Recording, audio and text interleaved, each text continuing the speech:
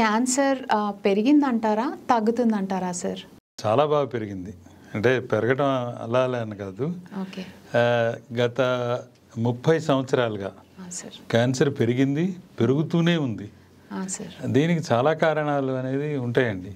కానీ క్యాన్సర్ అనేది స్లోగా, ప్రోగ్రెసివ్గా ప్రతి సంవత్సరం పెరుగుతూనే ఉంది. అంటే మెయిన్ రీజన్ ఫ్యామిలీ హిస్టరీ అంటారా, లేదంటే ఫుడ్ హ్యాబిట్సా, లేదంటే pollution, which is affecting more sir?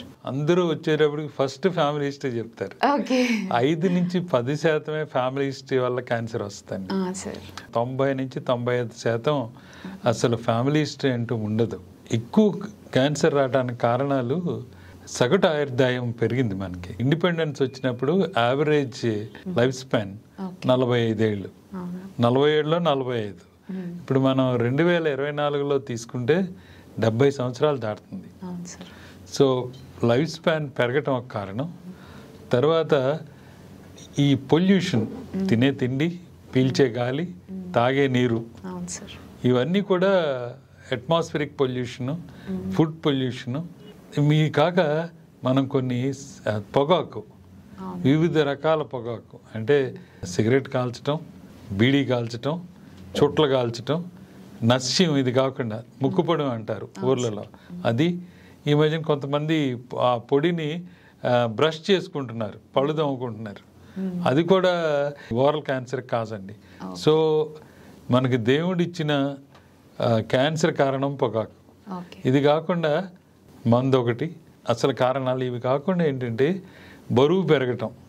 ఇప్పుడు ఏంటంటే ఒబిసిటీ అనేది మన భారతదేశంలో అన్ని రాష్ట్రాల్లోనూ ఒక మేజర్ ఫ్యాక్టర్ అయిపోయింది. ఈ ఒబిసిటీ రావటం వల్ల కూడా క్యాన్సర్ అనేది పెరుగుతుంది. ఇంకోటి చూస్తే మా చిన్నప్పుడు పరిగెత్తిచ్చేవాళ్ళు, స్కూల్లో ఆడించేవాళ్ళు. ఇప్పుడు మీరు ఏ పిల్లలైనా సంవత్సరం దాటిన తర్వాత ట్యాబో, మీరు ఈ ఫోను, సెల్ ఫోన్ పెట్టుకోవడం తప్ప అసలు నడక, పరుగు, ఆట అనేది 3 కనపట్టలేదు. సో దీంతో వీళ్ళు స్కూల్లో అయ్యేటప్పటికి ఒబిసిటీ అనేది వస్తుంది. అంటే మజిల్ పెరగకుండా ఫ్యాట్ పెరుగుతుంది. ఇది కూడా ఒక కారణం అండి. సో ఇవి కాకుండా కొన్ని వైరస్ అన్నమాట.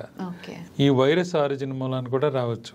మనకి హెపటైటిస్ బి, తర్వాత హెచ్పివి వైరస్, అంటే గర్భకోశిక ముఖద్వార క్యాన్సర్. ఇప్పుడు నోటి క్యాన్సర్ కూడా హెచ్పివి కారణమని కనుక్కున్నారు అనమాట. సో వైరస్, ఎన్విరాన్మెంట్, తర్వాత మనకి స్కిన్ క్యాన్సర్స్ వస్తాయి. ఎండ్ లైన్లో వాళ్ళకి ఎందుకు రాదంటే కొంతమందికి ససెప్టబిలిటీ ఉంటుంది.